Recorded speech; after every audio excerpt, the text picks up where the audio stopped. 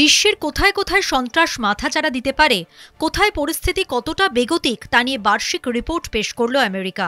আমেরিকার intelligence community এই নিয়ে বিস্তারিত পর্যালোচনা করে এই রিপোর্ট প্রকাশ করল। মধ্যপ্রাচ্য থেকে চীন হয়ে আফ্রিকা থেকে ভারত সমীক্ষায় উঠে এসেছে বিশ্বের বিভিন্ন প্রান্ত। কি রয়েছে সেই রিপোর্টে দেখে নেওয়া যাক এক নজরে।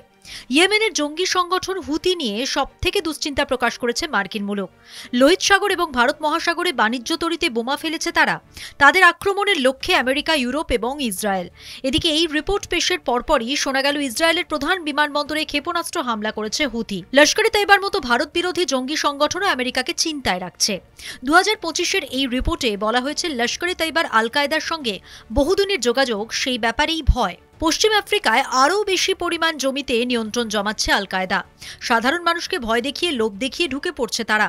বুর্কিনা ফাসো, মালিতে আমেরিকান সেনার বিপদ বাড়ছে। সিরিয়াতে আল কায়দার সহযোগী হুরাস আল-দিন আসাদ যুগের অবসানের সুবিধে লুটছে। বৃহত্তর সংঘর্ষের জন্য অস্ত্রশস্ত্র নিয়ে তারা তৈরি। শুধুমাত্র সামরিক বিপদ নিয়েই চিন্তিত নয় আমেরিকা। তাদের নজর রয়েছে মাদক পাচার থেকে কূটনৈতিক ক্ষেত্রেও। যেমন রাষ্ট্রপুঞ্জের মতো পশ্চিম ঘেঁষা আন্তর্জাতিক সংগঠনের উপর চাপ সৃষ্টি করতে পারে। ব্রিক্সের মতো সংগঠনকে সঙ্গে নিয়ে বিশ্বের বাজার থেকে ডলারের প্রভাব কমানোই রাশিয়ার লক্ষ্য। মাদক পাচারের ক্ষেত্রে আমেরিকার সবথেকে বড় আশঙ্কা চীনকে নিয়ে, এবং তারপরেই আছে ভারত। নিষিদ্ধ ফেন্টানিল ড্রাগ তৈরি সবথেকে বেশি এই দুদেশে হয় বলে রিপোর্টে প্রকাশ করেছে আমেরিকা। KTV Shorts।